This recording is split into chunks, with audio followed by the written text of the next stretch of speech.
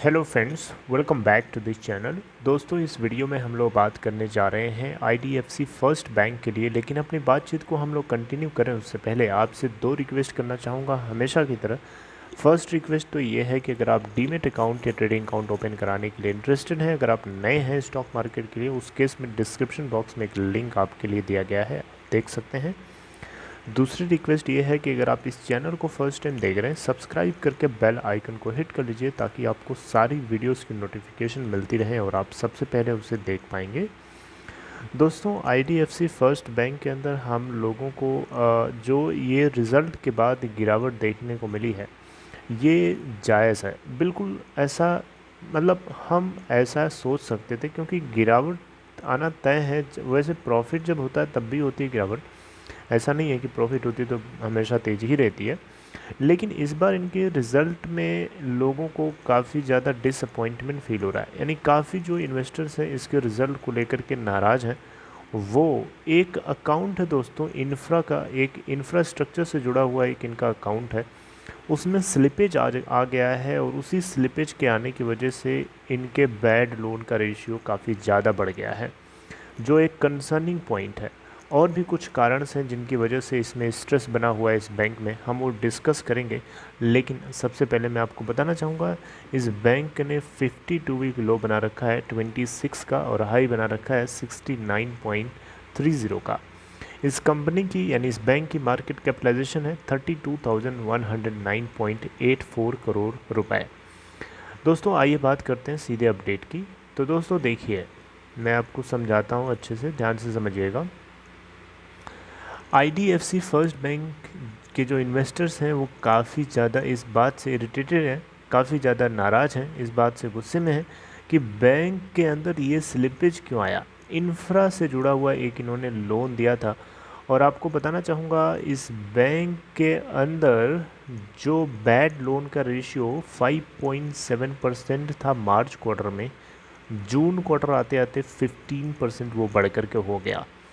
इसके पीछे कारण क्या बताया जा रहा है? इसके पीछे कारण ये है दोस्तों कि मुंबई बेस्ड एक इंफ्रा से जुड़ा हुआ अकाउंट है, जो यहाँ पे जिसके अंदर स्लिपेज आने की वजह से ये रिस्पॉन्सिबल है। देखिए, यहाँ पे बोरोवर जो है मुंबई बेस्ड टोल रोड है, जिसका अकाउंट, जिसके पास या जिसमें इस बैंक का जो एक्सपोजर है 854 करोड़ रुपए का है। और इसमें स्लिपेज आने की वजह से बैड लोन में इतनी ज़्यादा हमें ग्रोथ देखने को मिल गई, जो कि बहुत ही अनएक्सपेक्टेड था। यानी इन्वेस्टर्स को इतना ज़्यादा ऐसा नहीं लग रहा था कि ये बैंक लॉस बुक करेगा। लोगों को लग रहा था कि ये प्रॉफिट लेके आएगा, लेकिन प्रॉफिट लेके आने के बजाय ये लॉस बुक किया। तो दोस्तों, यहाँ पे इस बैंक के ग्रॉस बैड लोन जो है 4.61% बढ़ कर के हो गए इसकी बुक से, जबकि इससे पहले मार्च क्वार्टर में 4.15% थे। तो सिक्वेंशियल बेसिस पे जो राइज हो रहा है बैड लोन्स में, ये बैंक के लिए बहुत ही ज़्यादा पॉइजनस है। ये बैड लोन्स में बढ़ना एक पॉइजन की तरह होता है बैंक के लिए, राइट? क्योंकि बैंक की मेन कमाई कहाँ से आती है? पैसे को उधार पे लेते हैं, उसको आगे उधार पे देते हैं। इंटरेस्ट जो दो जगह से, एक जगह से कमाते हैं, एक जगह देते हैं। जो कमाते हैं वो थोड़ा ज़्यादा होता है, तो उनका डिफरेंस इनकी कमाई होती है। अगर उनको बैंक को वापस उनका पैसा ही नहीं आएगा तो फिर वो उससे बिज़नेस कैसे करेगा, राइट? तो दोस्तों, यहाँ पे ये जो मुंबई बेस्ड टोल रोड का अकाउंट है, ये इसके लिए बहुत ज़्यादा हाईली रिस्पॉन्सिबल यहाँ बताया जा रहा है।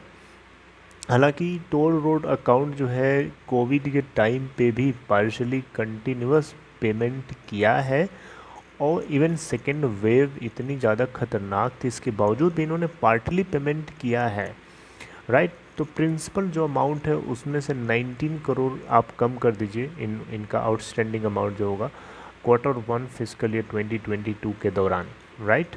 तो बैंक जो है 154 करोड़ रुपए का प्रोविज़न इस अकाउंट पे पर्टिकुलरली कैरी कर रहा है, ठीक है? ये आईडीएफसी की तरफ से बताया भी गया है। तो आप खुद सोच के देखिए, 854 करोड़ रुपए का एक्सपोजर है, जहाँ पे 154 करोड़ रुपए का मात्र प्रोविज़न किया है इस बैंक ने। और बैंक ने जून क्वार्टर के अंदर 1895 करोड़ का लोन जो है रिस्ट्रक्चर भी किया है। यानी 2.01% इनके लोन बुक का अमाउंट ये रिस्ट्रक्चर किया। रिस्ट्रक्चरिंग का मतलब ऐसा नहीं होता है कि, रिस्ट्रक्चरिंग का मतलब होता है दोस्तों कि किसी भी जो कस्टमर है जो उसने EMIs लिए हैं उसके EMIs को या तो नंबर ऑफ़ EMIs बढ़ जाएंगी या घट जाएंगी। समझ रहे मेरी बात को? मतलब कस्टमर्स की सहूलियत के लिए, उसके ईजीनेस के लिए बैंक जो है कुछ नए तरीके से कुछ फॉर्मूले में चेंजमेंट करते हैं ताकि वो आराम से आसानी से पे कर सके, तो उसको लोन रिस्ट्रक्चरिंग बोलते हैं। तो दोस्तों आपको यहाँ बताना चाहूँगा बियॉन्ड इंफ्रास्ट्रक्चर हिट, यानी इंफ्रास्ट्रक्चर हिट को अगर हम कंसीडर ना करें तो बैड लोन रेशियोज़ जो हैं उसमें सिक्वेंशियल बेसिस पे हमें डिक्लाइन देखने को मिला है।